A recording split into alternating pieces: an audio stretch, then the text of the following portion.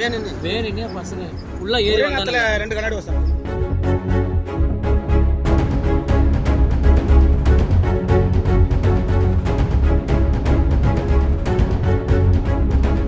மேல கொஞ்சம் டோர் போட பாருங்க சொன்னேன். டமான்னு டோர் அடிச்சானுங்க.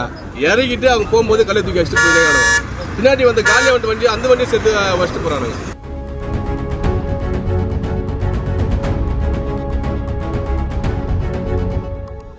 என்ன நடந்ததுங்கண்ணா?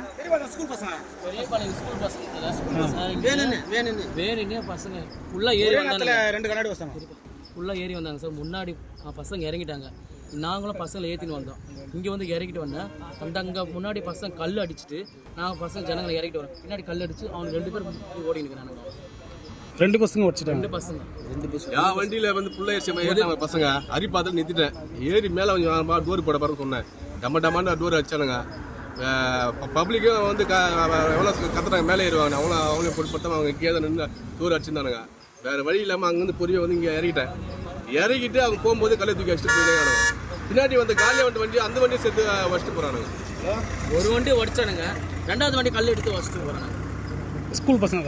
அவங்க பேர் வெளிப்பாளைய வந்து அவனுடைய பேர் வந்து நவீன் மதன். என்ன படிக்கிறாங்க ஏதாவது தெரியுமா? 11 12 இந்த பக்கம் விட்டாங்களா? ஆமா சின்னவன்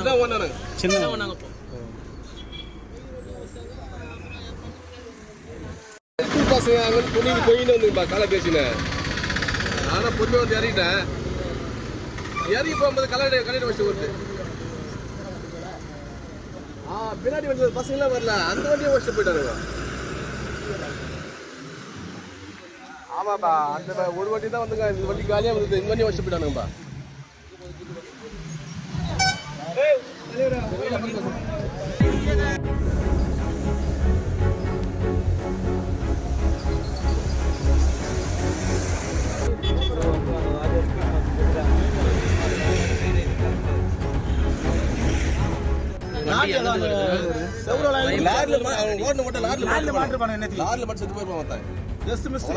எதனால அடிச்சானுங்க? எதனா சண்டையா?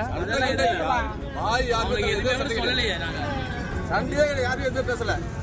சைலண்டா தான் சரி.